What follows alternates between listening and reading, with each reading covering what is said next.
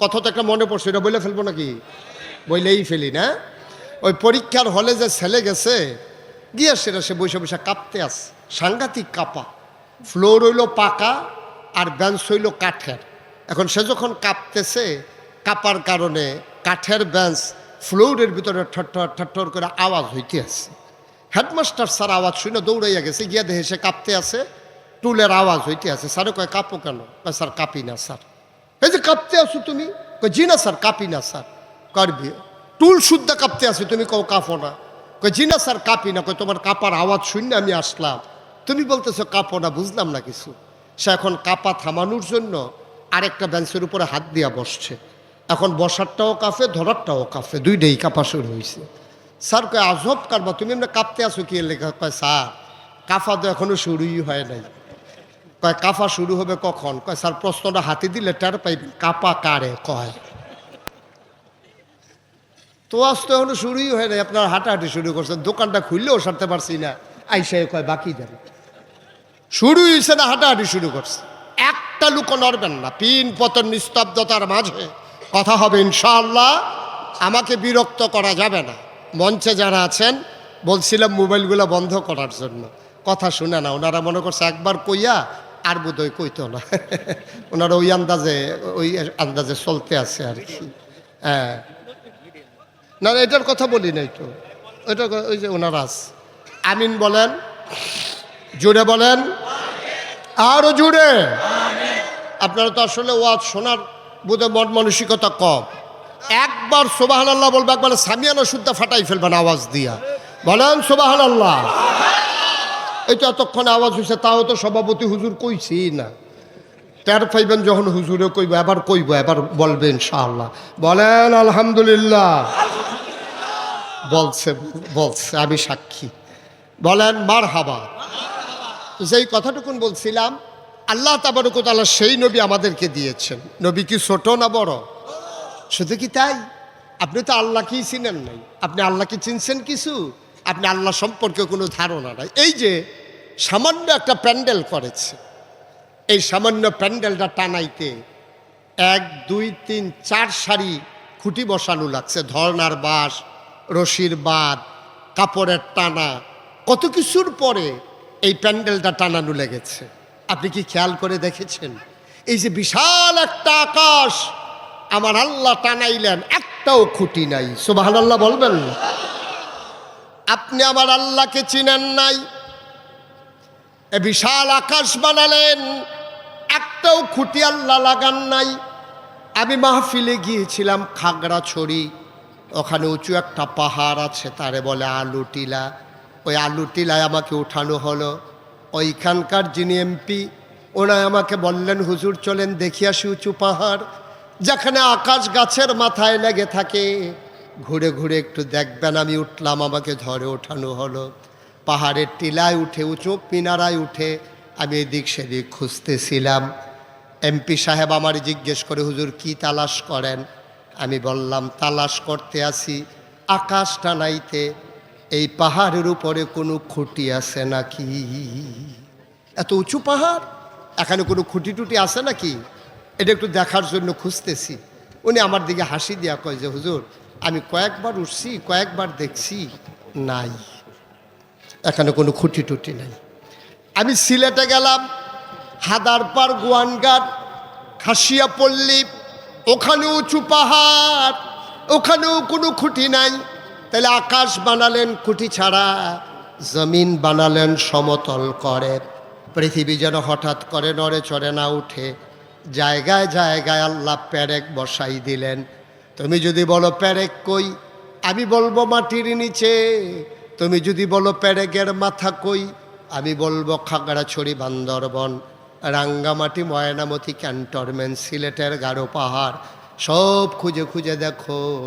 তোমরা যাকে বলো পাহাড়, আল্লাহর কোরআন তাকেই বলে ওই পেরেকের মাথা। বলো সুবহানাল্লাহ। তাহলে কি দাঁড়ালো? আকাশ বানালো খুঁটি ছাড়া, জমিন বানালো সমতল করে, পাহাড় বানালো পেরেকের মাথা করে। শুধু কি তাই? কল্লো কল্লো বেগে বয়ে যাওয়া নদী, নদীর ভিতরে পানি, পানির ভিতরে মাছ, নদীর কিনারে গাছ, গাছের ভিতরে ফুল, ফুলের পরে ফল, নারিকেল গাছের মাথায় ডাব, ডাবের ভিতরে শরবত, আখের ভিতরে রস, সুবহানাল্লাহ কয় না? সব যিনি তোমার আমার জন্য বানাইলেন তিনি আমার আল্লাহ, বলো সুবহানাল্লাহ। আল্লাহু লা ইলাহা ইল্লাহু, আমার আল্লাহ এমন আল্লাহ যার মতো নাই, যার লয় নাই, যার ক্ষয় নাই, যার শুরু নাই, যার শেষ নাই, যার আদি নাই, যার অন্ত নাই, যার দিগন্ত নাই, যার ডেস্ট্রয় নাই। তিনি ছিলেন, তিনি আছেন, তিনি থাকবেন, বলো সুবহানাল্লাহ।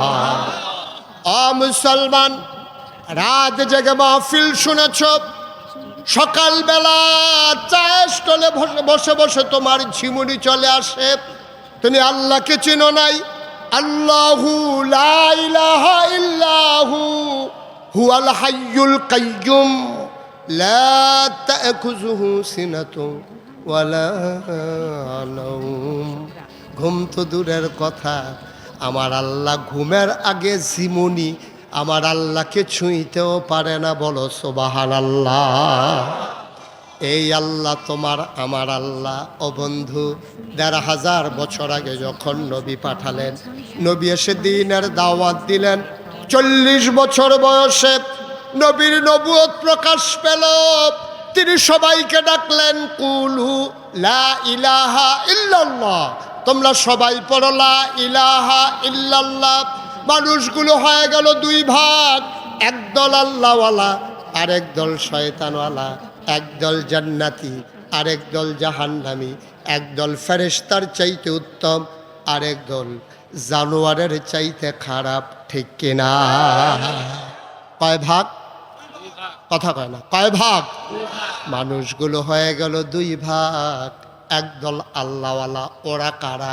আবু বকর, ওমর, উসমান, আলী, তালহা, জুবাইর, আব্দুর রহমান ইবনে আউফ, সাদ ইবনু রাবিয়া, আব্দুল্লাহ ইবনে আব্বাস, আব্দুল্লাহ ইবনে ওমর, আব্দুল্লাহ ইবনে মাসউদ।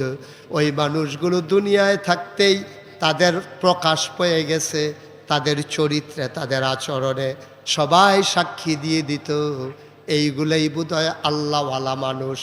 আর আল্লাহ তাবারক ওয়া তাআলা ঘোষণা দিয়ে দিলেন, রাদিয়াল্লাহু আনহুম ওয়া রাদু আনহু, তাদের ব্যাপারে আল্লাহ খুশি, আল্লাহর ব্যাপারে তারা খুশি। সেই একদল মানুষ, আবার আরেক দল মানুষ, তাদের ব্যাপারে আল্লাহ ঘোষণা করে দিলেন কোরআনে ঢোকার আগে, মারদুদ শয়তান থেকে ফানাহ চাই, যিনি রহমান, যিনি রহিম, তার নামে চলো সবাই মিলে শুরু করি। সবাই পড়ো, আউযু বিল্লাহি মিনাশ শাইতানির রাজিম, বিসমিল্লাহির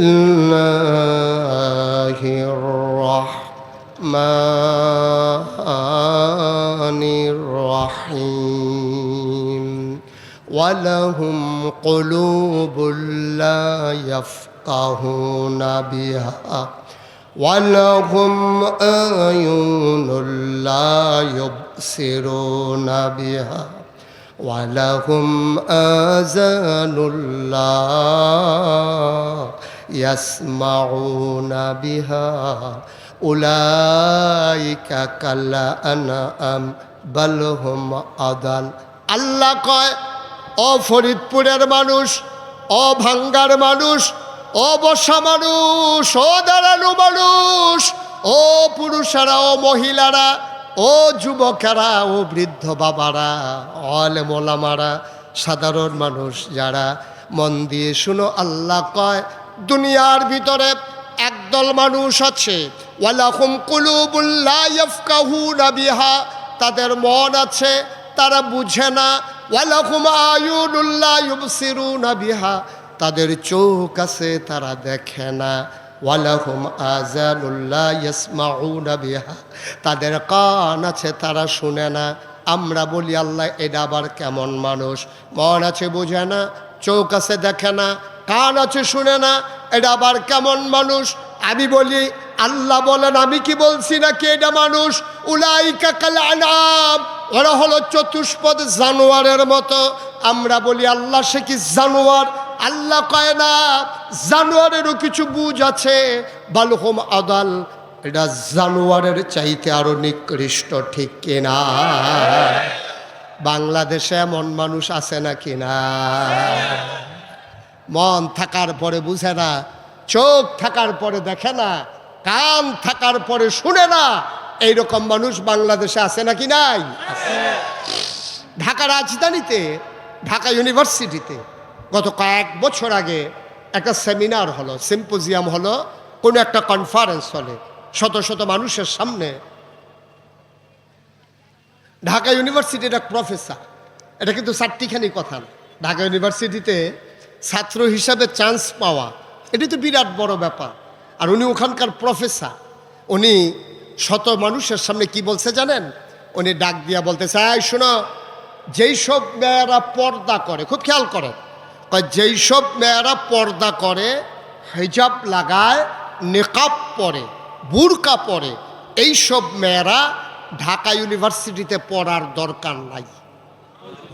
আপনাকে সবাই একমত? সবাই একমত? মনে করেন আমাদের এই আজকের সভাপতি যিনি, হুজুরের একটা মেয়ে খুব মেধাবী, ভালো লেখাপড়ায় ভালো, ও লেখাপড়া করে, ঢাকা ইউনিভার্সিটি চান্স পেয়ে গেছে, তো হুজুরের মেয়ে পর্দা করবে, এটাই তো স্বাভাবিক। এখন হুজুরের মেয়ে বুরকা পরে কেন? এই জন্য ঢাকা ইউনিভার্সিটিতে পড়তে পারবে না, এটা কি আপনারা মানেন? আর জুড়ে কয় না মানেন? আপনারা মানেন? কেন মানেন না?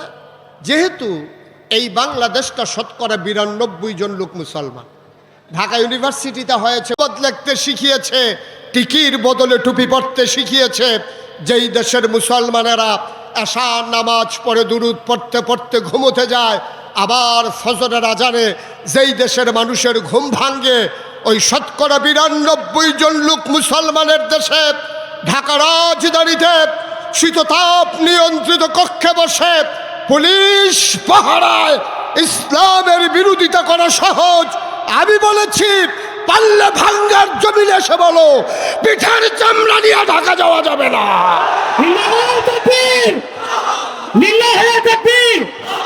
ইসলামের শত্রুরা, ইসলামের শত্রুরা, ইসলামের শত্রুরা, হাই হাই নাই নাই, নারায়ে তাকবীর, মাদ্রাসার শত্রুরা, উলামায়ে কেরামের শত্রুরা, নারায়ে তাকবীর। গতকালকে আমার মাহফিল ছিল ঢাকা গুলশানে, সেখানেও দেখলাম সবাই ইসলামের শত্রু যারা তারা সাবধান করতে আছে, কয় যে ইসলামের শত্রুরা হুঁশিয়ার, ওরা তো এমনিই সাবধান, আপনারা যে আরো সাবধান করে দিতে আছেন, কেমনে কি হবে কন? ওরা তো যা করতে আছে সাবধানই করতে আসছে, ঠিক কিনা কন? ওদেরকে সাবধান করার দরকার নাই, ওরা যা মন চায় বলুক, যেন ফরিদপুরের জমিনে পাইলে পিটাইতে সুবিধা হয়, ঠিক কিনা? বলতে দেন, আসল চরিত্র বেরো হয়ে যায়। আপনি যদি সাবধান করে দেন তো আর কইব না। আপনি সুরে যখন সুরের ঘরের ভিতরে ঢুকতে আসে, আপনি যদি কোন এই চুর সাবধান, তো এখন দৌড়াই পালাই যাবে, আপনি পাইবেন কই? আপনি কিচ্ছু বলার দরকার নেই, যখন ঢুকবে তখন ধরবেন, ঠিক কিনা বলেন? সুবিধা মতো আমরা ধরবো ইনশাআল্লাহ। আগের দিন আর নাই, মন যা চায় তা বলবা সেই দিন নাই। আজকে হিসাব মিলানোর পালা, 50-50 চান্স, ঠিক কিনা বলো? ওলামায়ে কেরাম কারো কাছে দাসখত দেয় নাই। তোমাদের বাবার বাড়ি আর আমরা মামার বাড়িতে বেড়াতে এসেছি, বিষয়টা এমন না, ঠিক কিনা বলো? এই জমিন আমার, এই মুসলমানের শিকড় চলে গেছে 7 জমিনের নিচে, আর ডালপালা চলে গেছে আকাশের উপরে, ঠিক কিনা বলো? ইচ্ছে করলেই আমার মুসলমানকে দাবিয়ে রাখা যাবে না, ঠিক কিনা বলো? চেষ্টা কম হয় না, এই 53 বছরে অনেক চেষ্টা হয়েছে, অনেক চেষ্টা হয়েছে, কোনোভাবেই আর ছাড় দেওয়ার সুযোগ নাই। ওই ইমাম সাহেবকে মসজিদ কমিটির সভাপতি বলবা যে হুজুর বাজারের ব্যাগটা একটু আমার ঘরে পৌঁছে দিয়ে, সেই দিন শেষ। এখন ইমামের ব্যাগ সভাপতি বাড়িতে দিয়ে আসবে, ঠিক কিনা বলো? সেই দিন শেষ। অনেক হয়েছে, কথায় কথায় ইমামের ইমামতি নাই, মোহতামের মোহতামিমগিরি নাই, আজব কারবার। চাকরি এখন আমরা দেব, ঠিক কিনা বলে? থাকলে আমাদের অধীনস্থ হয়েই থাকতে হবে, যেহেতু শতকরা 92 জন লোক মুসলমান। ইমামতির জায়গায় আমাদেরকে দিতে পারো, আর সমাজের নেতৃত্ব করবা তোমরা, সেই দিন আর হবে না ইনশাআল্লাহ। নামাজের ভিতরে ইমামের কথায় যেমন তুমি বাঁকা হও, ইমামের কথায় যেমন তুমি সেজদায় যাও, সমাজেও ইমামের কথাই তোমাকে চলতে হবে, ঠিক কিনা বল? আল কোরআনের আলো। স্লোগান আপনার হয় না, এত নর্মালি স্লোগান দিলে কারো গায়ে রক্ত গরম হবে না, উনারটা হয়। উনি পারে ভালো, উনি আগে প্র্যাকটিস করছে, এটা ট্রেনিং আছে। হ্যাঁ, ট্রেনিং আছে। আপনি যেমনি কইতাছেন মনে হয় যেন কবিতা আবৃত্তি করতে আছে। খান সাহেব কই? এই যে খান সাহেব বেরিয়েছে। খান সাহেব সবারে দাঁড়াই একটা সালাম দেন দেখি, দাঁড়াই সালাম দেন। চিনছেন তো না খান সাহেবরে? চিনেন? হ্যাঁ, ওকে ফাইন, ঠিক আছে। আমি ওনার ভক্ত, যেমন তেমন না শক্ত, যেমন তেমন না শক্ত, সাংঘাতিক শক্ত ভক্ত আমি। আল্লাহ যেন হেফাজত করে, সবাই পড়ে আমিন। কষ্ট হচ্ছে আপনাদের? খুব মনোযোগের সাথে শুনতে হবে। যেই উঠবে তাকে ধরে বসিয়ে দেবেন, যা করবার পরে করবো ইনশাআল্লাহ। আমিন কন। আহা, কথা হইলো জুড়ে বলবেন, আরো জুড়ে। এই যে লোক কয় না, বলেন মারহাবা। তাহলে আমরা আল্লাহকে চিনলাম, চিনতে পারছেন ইনশাআল্লাহ। তাহলে বিধান মানবো কার? কথা বলেন, বিধান মানবো কার? আর তরিকা মানবো নবীজির। তরিকা মানবো কার? বিধান মানবো আল্লাহর, তরিকা মানবো নবীজির, সেই আল্লাহ। তাহলে আল্লাহ তাবারক ওয়া তাআলা জানিয়ে দিলেন কি, উলাইকা কাল্লাম, ওরা চতুষ্পদ জানোয়ারের মতো। বালহুম আদাল, ঢাকা ইউনিভার্সিটির প্রফেসর হতে পারে, কোরআনের ভাষায় সে জানোয়ারের চাইতে নিকৃষ্ট, ঠিক কিনা? এটা মুশতাক ফয়েজির ওয়াজ না, ১,৫০০ বছর আগে আল্লাহ কোরআনে ওয়াজ করে দিয়েছে। বন্ধুরা আমার, ভাইরা আমার, মন দিয়ে শোনো। আমরা আল্লাহকে চিনে নিলাম, আমরা বিধান মানব আল্লাহর। তিনি আমাদের রহমান, তিনি আমাদের রহিম, তিনি সত্তার, তিনি গফফার, তিনি আইয়ুব, তিনি ওয়াদুদ, তিনি প্রেমময়, তিনি আমার রব, তিনি আমার সব। আল্লাহর বিধানের বাইরে যাওয়ার কোনো সুযোগ নাই। ওনাকে বসাই দেন, এই যে ওনাকে বসান। উনি উঠে গেল কেমনে? সবার সামনে দিয়া। কি আর ১ নাম্বার ধৈর্য, তাহলে ২ নম্বর করে দেন। আচ্ছা, ভয় পাইলে তো যাক, নির্ভয় কোনো যাওয়া যাবি না, ভয় পাইয়া যাইতে হবে, যাইতে হলে। সবাই বলেন মারহাবা। তাইলে গেল, আমরা আল্লাহকে চিনে নিলাম না? এবার চলেন আল্লাহকে জিজ্ঞেস করি, মাওলা ও রব্বে করিম, আমি তোমাকে যতটুকু চিনেছি তুমি কি খুশি? আল্লাহ কয়, আমার ব্যাপারে তোমাদের রায় কি? কি রায় তোমাদের? আমরা বলে দিলাম ৫ ওয়াক্ত নামাজে প্রতি রাকাতে। আমরা তো রায় জানিয়ে দিয়েছি, আপনি কি শুনেন নাই? আমরা পড়ে নিয়েছি আলহামদুলিল্লাহি রাব্বিল আলামিন। তো সমস্ত প্রশংসা কেবলমাত্র, শুধুমাত্র, একমাত্র আল্লাহ আপনার জন্য, বলেন সুবহানাল্লাহ। আবার চলেন আল্লাহকে জিজ্ঞেস করি, মাওলা ও রব্বে করিম, আপনাকে চিনলাম, আপনার ব্যাপারে রায় শুনিয়ে দিলাম, আমার নবীকে একটু আপনি চিনিয়ে দেন। আল্লাহ কয়, কেন? আমি কি আমার নবীকে চিনাই নাই? কোরআন খুলো, কোরআন পড়ো, কোরআন বুঝো। আল কোরআনের ভেতরে আমার নবীর আমি অনেক আগেই চিনিয়ে রেখেছি। আমি কোরআন খুললাম, কোরআন পড়ে পড়ে দেখি আল্লাহ কয়, নবীর ব্যাপারে কি সুন্দর রায় দিয়ে দিলেন আমার আল্লাহ। আল্লাহ সুন্দর করে ওয়াজ করে দিলেন, ওয়ামা আরসালনাকা ইল্লা রাহমাতান লিল আলামিন। এতগুলো আলেম, এত মুখস্থ একটা আয়াত কেউ পড়লেন না। আহা, কি করতে আছেন বৈশা আল্লাহ ভালো জানে। সবাই মজা করে, দিন দুনিয়ার খেয়াল ছেড়ে দিয়ে একেবারে মজা করে, কাল অন্তর লাগাইয়া নবীর ব্যাপারে যে আয়াতটা আমি যখনই পড়ি চোখে পানি চলে আসে, এত মজার একটা আয়াত। আবার পড়েন সবাই, ওয়ামা আরসালনাকা ইল্লা রাহমাতান লিল আলামিন। সুবহানাল্লাহ বলবেন না? আল্লাহ ডাকে ডাকে কয়, ও ফরিদপুরের মানুষ, ও ভাঙ্গার মানুষ, মন দিয়ে শুনো, যত জায়গায় আমি আল্লাহ রব, খুব খেয়াল করেন, যত জায়গায় আমি আল্লাহ রব তত জায়গায় আমার নবীজি রহমত। আমি রব আছি অথচ আমার নবী রহমত নাই, এমন একটা জায়গাও নাই। যত জায়গায় আল্লাহ রব তত জায়গায় আমার নবী রহমত। আমি জিজ্ঞেস করলাম, মাওলা আমার নবী কি রহমত নাকি? কই কোরআনে আরো ওয়াজ আছে। আবার আমি কোরআন উল্টে দেখি আল্লাহ কয় ফাবিমা রাহমাতিন মিনাল্লাহ। সুবহানাল্লাহ সুবহানাল্লাহ সুবহানাল্লাহ, কি মজার কথা দেখেন।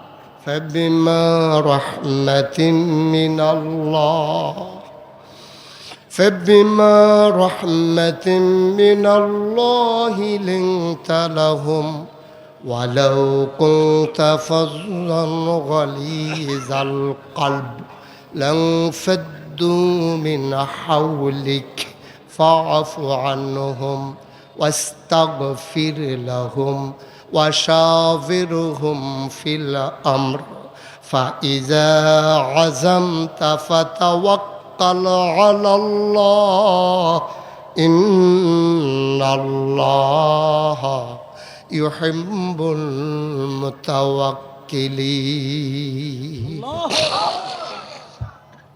আল্লাহ ডাক দেয়া কয়, শোনো, ফাবিমা রহমাতিন মিনাল্লাহ, আল্লাহর রহমতে, আল্লাহর পক্ষতে যে রহমত, এই রহমতে আমার নবীর মনটাকে আল্লাহ নরম করে বানাইছেন। নবীর মনটা কি নরম? কেন নরম? আল্লাহ কয় আলাউ কুনতা ফাজ্জান গালিজাল কালব, আপনি যদি শক্ত মনের হইতেন, লাংফেদ্দু মিন হাউলিক, আপনি দেখতেন আপনার চতুর্পার্শ্বে মৌমাছির মতো যারা গুনগুন করে, একটা নজর দেখার জন্য যেই মানুষগুলো আপনার ঘরের দরজায় এসে দাঁড়িয়ে থাকে, যে মানুষগুলো রাতভর আপনাকে ফেলে চলে যেতে চায় না, ও নবী আপনি কি ভুলে গেছেন? আল্লাহ যখন বলেছিলেন আপনি তৈরি থেকেন চলে যাওয়া লাগবে বোধহয় মক্কা ছেড়ে, আপনি বোধহয় মক্কায় থাকতে পারবেন না। নবীজি কথাটা জানালেন আবু বকর সিদ্দিককে। ও আবু বকর, ইশারা এসেছে যে কোনোদিন হুকুম আসবে আমি নাকি মক্কা ছেড়ে চলে যাওয়া লাগবে। আবু বকর ডাক দেয়া কয়, চিন্তা করবেন না, আপনার এই উম্মত আপনার জন্য সদা প্রস্তুত। আবু বকর বাড়িতে গেলেন, 2টা উট কিনলেন, একজন ইহুদির বাড়িতে দিলেন। ইহুদি সুন্দর করে লালন পালন করলো। ঠিক ঠিক ঠিক ঠিক রাতের বেলা একদিন আল্লাহর ফেরেশতা জিবরাইল আল্লাহর নবীকে সে সালাম দিয়ে দিলেন, আসসালাতু ওয়াসসালামু আলাইকা ইয়া রাসূলুল্লাহ, আসসালাতু ওয়াসসালামু আলাইকা ইয়া হাবিবাল্লাহ, আসসালাতু ওয়াসসালামু আলাইকা ইয়া শাফিয়াল মুজনুবিন, আসসালাতু ওয়াসসালামু আলাইকা ইয়া রাহমাতান লিল আলামিন। নবী গো, তাড়াতাড়ি উঠে, আর মক্কায় থাকা যাবে না। কত মর্মান্তিক, কত হৃদয় বিদারক। নবীর জন্ম মক্কায়, নবীর শৈশব মক্কায়, নবীর কৈশোর মক্কায়, নবীর তারুণ্য মক্কায়, নবীর যৌবন মক্কায়, নবী বিয়ে করলেন মক্কায়, নিজের বাড়ি মক্কায়, শ্বশুর বাড়ি মক্কায়, মেয়ে বিয়ে দিলেন মক্কায়, লেনদেন করলেন মক্কায়, ব্যবসা করলেন মক্কায়, মানুষকে সাহায্য করলেন মক্কায়। তিনি থাকতে পারলেন না মক্কায়। জিবরাইল এসে কই, উঠেন, তাড়াতাড়ি রওনা করেন, কাফেররা আপনাকে মেরে ফেলবে। দারুন নাদওয়ায় সিদ্ধান্ত হয়েছে। আল্লাহর নবী উঠলেন, হযরত আবু বকর সিদ্দিকের বাড়ির সামনে গিয়ে দাঁড়ালেন। আবু বকর সিদ্দিকের দরজায় আস্তে করে একটা টোকা মেরে বললেন, আবু বকর। আবু বকর সাথে সাথে দরজা খুলে দিলেন। লাব্বাইক ইয়া রাসূলুল্লাহ। নবী জড়াইয়া ধরলেন। শেষ রাত, সব ঘুমায়, পাখিগুলো ঘুমিয়ে পড়েছে আপন নিরে, গরুগুলো গোয়াল ঘরে ঘুমায়, শিশুরা মায়ের বুকে মুখ রেখে ঘুমায়, প্রিয়তম স্বামী প্রিয়তমা স্ত্রীকে নিয়ে ঘুমিয়ে পড়েছে। ও আবু বকর, একটা মাত্র ডাক দিলাম, কেমনে টের পাইলা? আবু বকর ডাক দেয়া কই, ইয়া রাসূলুল্লাহ, আপনি যে বলেছেন তৈরি থেকো, সেই দিনের পর থেকে আমি আবু বকরের পিঠ আর একটা রাতের জন্য বিছানায় লাগে না।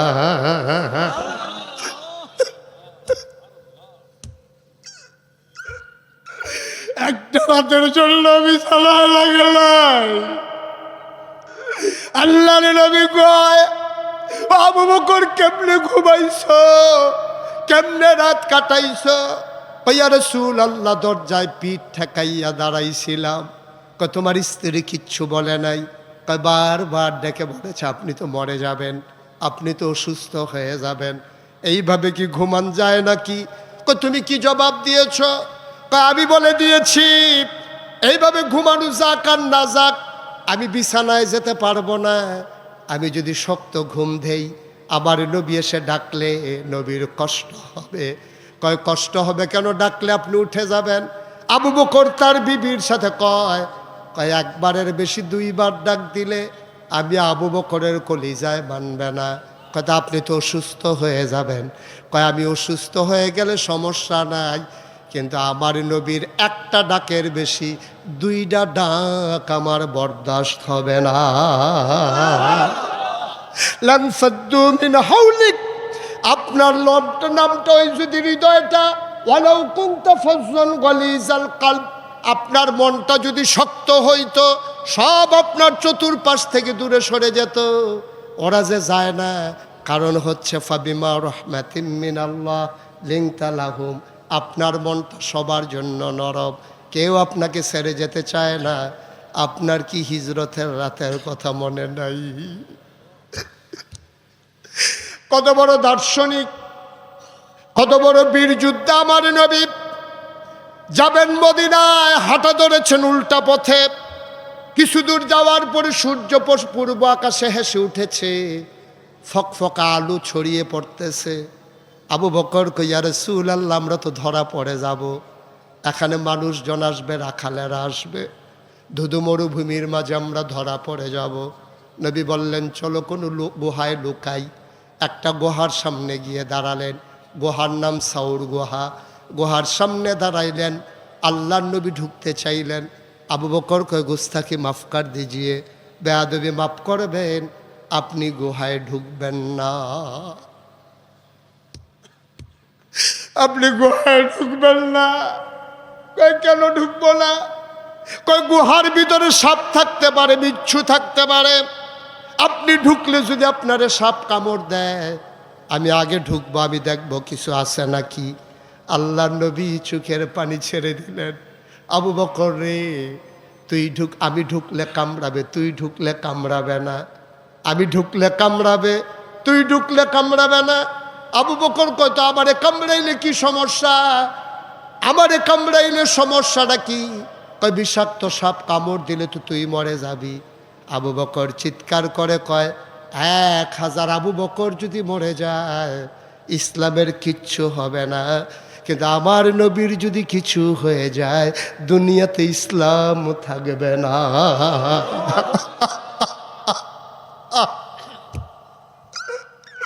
দুনিয়াতে ইসলাম থাকবে না, আপনি শেষ তো সব শেষ। সেই আবু বকর সিদ্দিক রাদিয়াল্লাহু তাআলা আনহু আগে গুহায় ঢুকলেন, সব কিছু দেখে শুনে এসে বললেন আহলান সাহলান মারহাবা, মোস্ট ওয়েলকাম। ও নবী, আপনাকে স্বাগতম, আপনি ভেতরে চলে আসেন। এই নবী আমার নবী, এই নবী রহমতের নবী, আমার নবীর মনটা বড়ই নরম, ঠিক কিনা? প্রমাণ আছে নাকি নাই? কষ্ট হচ্ছে আপনাদের? ছেড়ে দেওয়া দরকার। আর সামান্য ঘন্টা খানেক ইনশাআল্লাহ। এতক্ষণ বলছিল ফজর, এখন ঘন্টার ভিতরে মান্না গেছে। মার্শাল্লাহ, ভালো হয়েছে। 1 ঘন্টাই মেনে গেছেন তো ইনশাল্লাহ না? আল্লাহ যেন কবুল করে। সবাই পড়ে আমিন, জোরে পড়ে আমিন। আমার নবীর মনটা যে কত নরম দেখেন।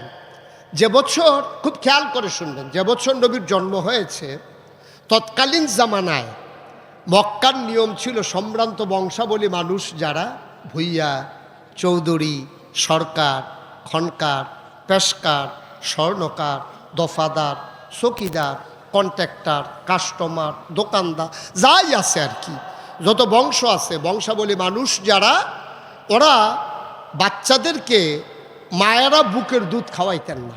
খুব খেয়াল করেন, চিকন কথা, আমি শেষের দিকে চলে আসছি।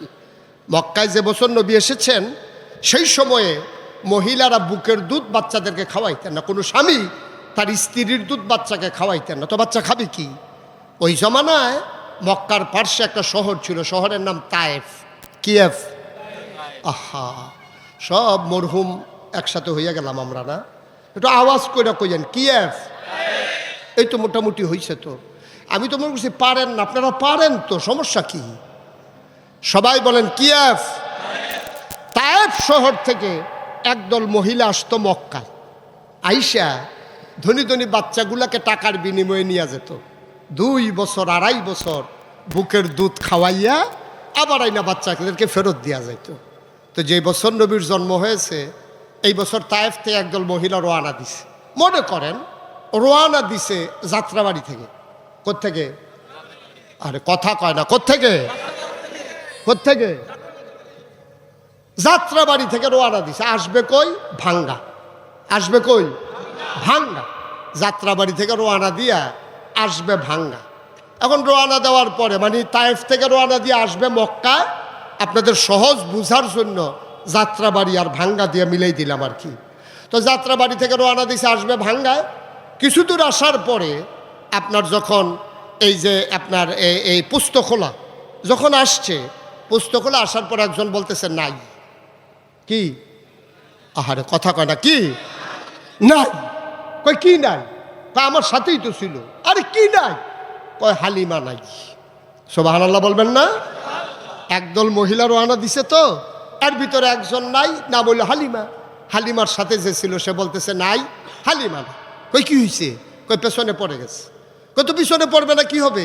ও একটা দুর্বল উঠ লইছে, এরকম এক প্রাইভেট কার লইছে, স্টার্ট দেওয়ান লাগে 5 জনে ধাক্কাইয়া। হেই প্রাইভেট কারের উপরে সাদো সুদ্ধা আবার ছাগল তুলছে। তো হেই প্রাইভেট কার আসবে কেমনে? এখন ওরা এমনি উঠ দুর্বল, স্বামী, ছেলে আব্দুল্লাহ, হালিমা, ওরা 3 জন উঠছে উটের পিঠে। কয়জন? কয়জন? 3 জন। তো উঠ তো এমনিই দুর্বল, আর উঠছে 3 জন। তো উঠ গেছে শুইয়া, তো ওরা গেছে পেছনে পইড়া। তা হালিমার যারা বান্ধবী ছিল ওরা বলতেছে আমরা কি এখানে দাঁড়াবো নাকি চলে যাব ভাঙ্গা? তো সবাই বলতেছে শীতের বিকাল, যারা বংশাবলী মানুষ, দামি মানুষ যারা, ওরা কি আর বাচ্চা রাতের বেলা দেবে? চলো আমরা তাড়াতাড়ি করে চলে যাই। হালিমা, হালিমার স্বামী পেছনে পড়ে গেছে, আব্দুল্লাহ সহ ওরা চলে আসছে ভাঙ্গায়। ভাঙ্গায় আইসা কোন বাড়িতে বিল্ডিং আছে, কোন বাড়িতে এমপি আছে। ও এমপি তো আর এখন বিচারে না, না এখন সমস্যা এমপি নিয়ে। কোন বাড়িতে বিল্ডিং আছে, কোন বাড়িতে আমেরিকায় থাকে, কোন বাড়ির মানুষটা কানাডা থাকে, সুইডেন, সুইজারল্যান্ড থাকে, টাকাওয়ালা মানুষগুলো কোন বাড়িতে, খুঁজা খুঁজা সবাই বাচ্চা নিয়ে আবার ফিরা রোয়ানা দিছে। ফিরা রোয়ানা দিয়া ওই সেতু পার হইয়া, পদ্মা সেতু পার হইয়া টুল প্লাজার কাছে গেছে। ওরা যাইতেছে, হালিমা আসতেছে। কথা কইয়েন, ওরা আহারে জোরে কেন, ওরা হালিমা ক্রস করছে টুল প্লাজা। হালিমা দেখে সবার কুলের ভিতরে বাচ্চা ওয়া ওয়া ওয়া, কান্দে না কান্দে না এরকম করতে আছে। তা হালিমা কইতেছে কি ব্যাপার, তোমরা যে বাচ্চা টাচ্চা নিয়ে আইসা পড়ছো ভাঙ্গাতে, আর বাচ্চা নাই? কহ একটা বাচ্চা আছে, শুনছি বাচ্চাটার বাপ নাই, ইয়াতিম, গেলে যাইতে পারো, না গেলে নাই, আমরা বাচ্চা নিয়ে চলে আসছি। হালিমার স্বামীর মনটা ছিল নরম। গরম না নরম? অনেক পুরুষ নরম, অনেক মহিলা গরম। এরকম বাংলাদেশে আছে নাকি নাই? জায়গা মতোই ছিল। ঠিক কিনা কও? এরকম গরম। আপনাদের এলাকায় ওয়াজ করে আমি বেশি সুবিধা পাইতেছি না। দাউদকান্দি আমি মাহফিলে গেছিলাম, তখন আমি কইলাম যে অনেক জায়গায় আছে, অনেক মহিলা আছে, খুব গরম। এক লোক লাভ দিয়া দাঁড়ায়, হুজুর আমরা ঘরেই আছি। ওদত নিয়ে এটা কইতেন গেছেন কিনলে, আপনার ঘরে মহিলা আছে? আমি জিগেছি, কই হুজুর সাংঘাতিক গরম। চিন্তা করলাম এটার ভিতরে রাইখা লাভ কি, বইলেই দেই। আমি কই ঘরের কথা মানুষ কয়, কই হুজুর আর ভিতরে রাইখা লাভ কি, বাসাম কয় বছর, তাই আমার আংরা বানাই ফেলাইছে, আংরা। এরকম অসভ্য মহিলা আছে নাকি নাই? আর হালিমার মনটা ছিল একটু শক্ত। শক্ত মানে হিসাবি। উনি খুব খারাপ মহিলা, দুর্ব্যবহার, কর্কশ ভাষী এমন না, উনি একটু হিসাবি ছিলেন। আর হালিমার স্বামীর মনটা ছিল নরম। তা হালিমার স্বামী বলতেছে দেখো বাচ্চা নাকি একটা আছে, চলো যাই দেখে আসি।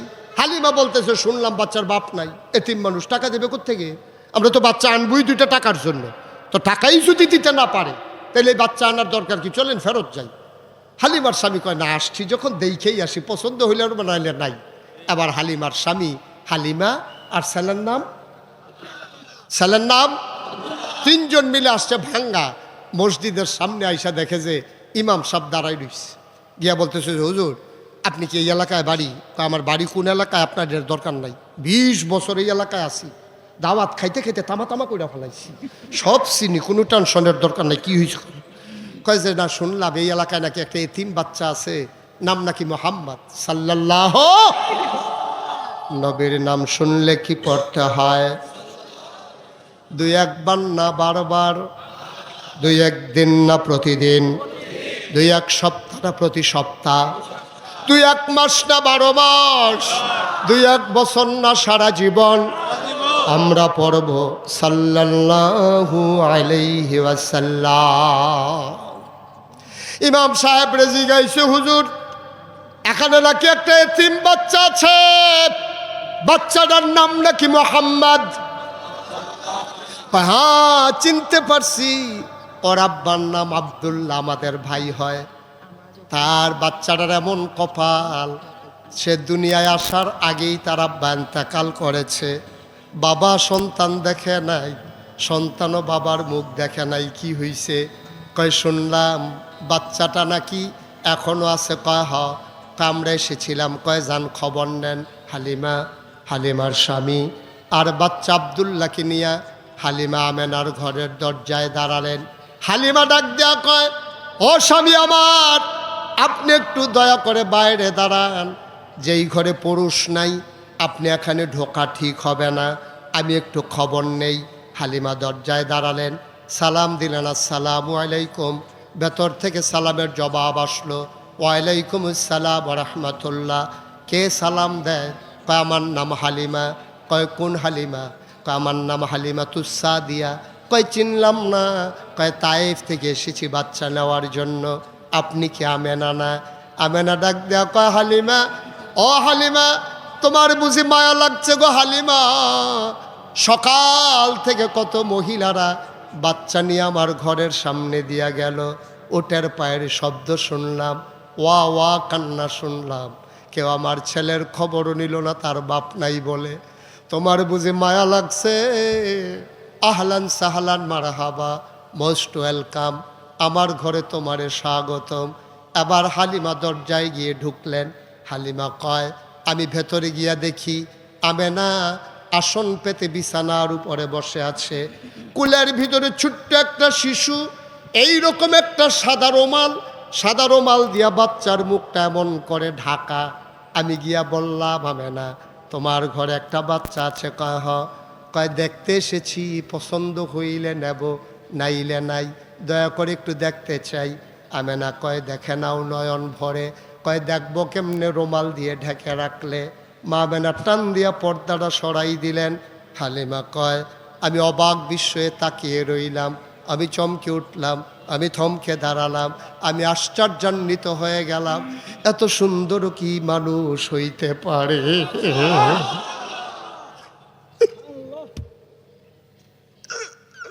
এত সুন্দর কি মানুষ হয়? আমি অবাক বিস্ময়ে তাকিয়ে রয়েছি। আমি দেখলাম মনে হয় যেন ফুটন্ত গোলাপটা আমেনার কোলে শুয়ে আছে। চতুর্দশী পূর্ণিমার চাঁদ ফকফকা জ্যোৎস্না নিয়ে কুলের ভিতরে যেন ঘুমায়। আমি অনেকক্ষণ তাকিয়ে রইলাম। আমি চিন্তা করলাম এত সুন্দর কেমনে মানুষ হয়? মুফাসসির, মুহাদ্দিস, ওলামায়ে কেরাম, কবি সাহিত্যিক সবাই কয়, হালিমা কথা বলতে সাবধানে বইল। তুমি বলতে চাও এত সুন্দর মানুষ হয় নাকি? এর চাইতে সুন্দর মানুষ তুমি দেখো নাই, দেখবা কেমনে? আর চাইতে সুন্দর মানুষ আবার আল্লাহর একটাও বানায় না।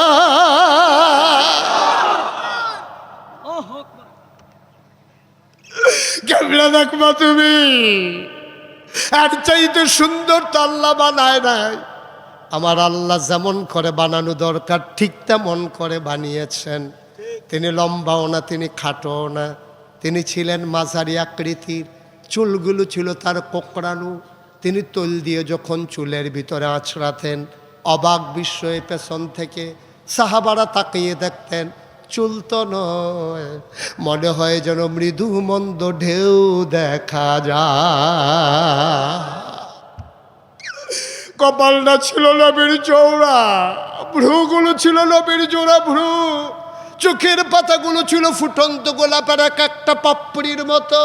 তিনি কখনো বা যখন চোখের পলক ফেলতেন, চোখের পাতাটা যখন দুলে উঠত, মনে হইত মৃদু মন্দ বাতাসে গোলাপ পাপড়ি যেন দোল খাইতেছে। হালিমা মনে মনে কয়, আমি চিন্তা করতেছিলাম, আমি তো তারে দেখি, সে তো আমারে দেখে না, যদি ওর চোখ